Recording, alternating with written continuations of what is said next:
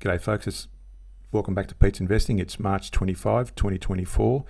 This is a high-grade copper technical analysis. Now there has been a bearish divergence hit.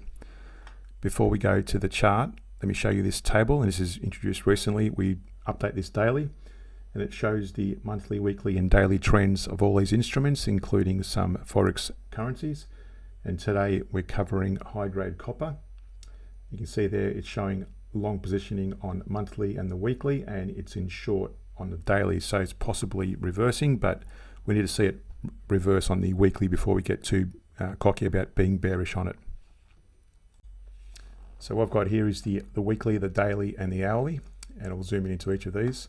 So on the weekly, first off, you can see there we're bullish on the ADX 25. Also, when the CCI 150 here breaks above this moving average band, that's also bullish, and that indicator is included in the link below if you want to learn how to chart that on your charting software. But we also, as well as a trend indicator, we also use it as a divergence indicator. You can see here there was a bearish divergence with lower highs versus higher highs on the price, and that was a bearish divergence, and it eventually fell off. And we chose this target area, and that target area is decided by looking at a Fibonacci range between the recent low before that divergence started, and that would be the minimum target is the 23 to the 38% level. That's where that target range is drawn. So that's on the weekly. So somewhat bullish at the moment on the weekly. No divergence currently in play there.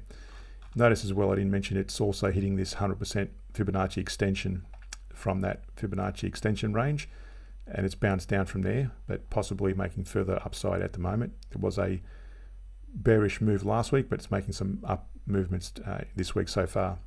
On the daily, you can see there it's bullish on the ADX 25.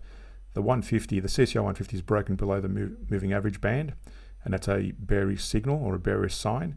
Now there is a bit of an up movement in the last couple of days, but so we might need to see it break above that into that band first before getting too cocky about going bullish.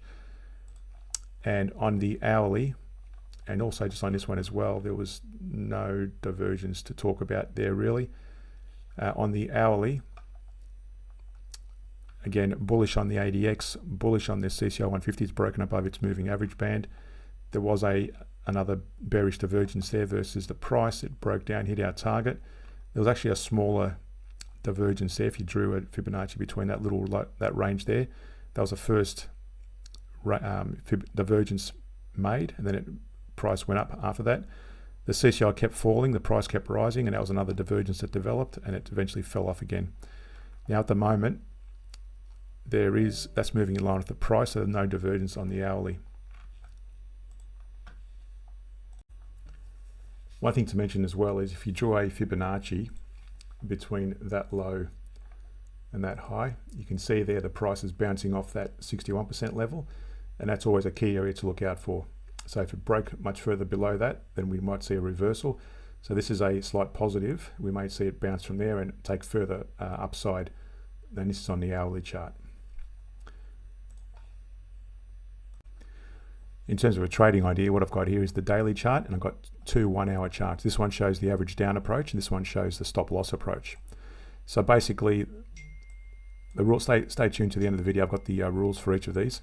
But basically, the main rule is we go long when the Heikin-Ashi, and this is a Heikin-Ashi on the price chart, when the Heikin-Ashi is green, going long, and going short when the Heikin-Ashi is red. That's one rule. But the main rule is when the daily breaks, the CCI breaks above the moving average band, like at that point there, that's where I've drawn this back test, and that's where you'd start taking long positions.